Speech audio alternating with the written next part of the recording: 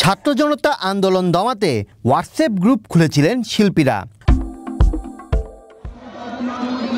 জুলাইয়ের কোটা সংস্কার আন্দোলন রূপ নেয় বৈষম্য বিরোধী ছাত্র আন্দোলনে।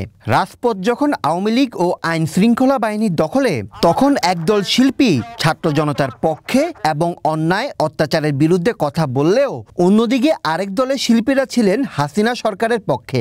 এত কিছু মানার পরে এখন কিসের আন্দোলন? এই আন্দোলনে কি ছাত্ররা করছে? ভয় দেখিয়ে মেরেছে এবং মেরে তার লাশ ঝুলিয়ে রেখেছে। সেই হত্যার বিচার। ৭১-এর পর আবার কিসের আন্দোলন? আমরা কার সাথে আন্দোলন করছি? সেই কোটা আন্দোলনের যৌক্তিক পর্যায় পর্যন্ত আমরা দেখেছি শিক্ষার্থীদের উপর চলা হামলা, দমন, নিপীড়নও তাদের মনকে ন্যায়ের পথে ফেরাতে পারেনি, বরং ছাত্র জনতার আন্দোলন কিভাবে দমানো যায় সেই বিষয়ে তারা ছিল তৎপর। খুলেছিলেন হোয়াটসঅ্যাপ গ্রুপও। শিল্পীরা তাদের এই গ্রুপের নাম দিয়েছিলেন আলো আসবেই।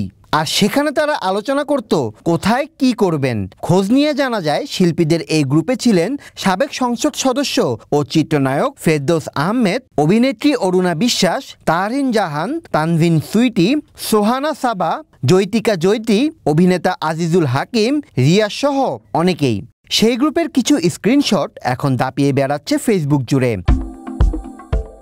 আলো আসবেই গ্রুপে গেল ৪ আগস্ট রাজধানীর বঙ্গবন্ধু শেখ মুজিব মেডিকেল বিশ্ববিদ্যালয়ে আগুনের তথ্য দিয়ে জটিকা জ্যোতি লিখেছিলেন, সেখানে ফায়ার সার্ভিস ও গণমাধ্যমকারীদের ঢুকতে দিচ্ছে না টোকাই জামাত শিবিরের মেধাবী আন্দোলনকারীরা। উত্তরে অরুণা বিশ্বাস লিখেছিলেন, গরম জল দিলেই হবে। তানভিন সুইটি লিখেছিলেন, কোনোভাবেই পিছু হাঁটা চলবে না। আমরা কখন, কোথায়, কিভাবে একত্রিত হব সেটা আমরা সবাই মিলেই ঠিক করে নেব।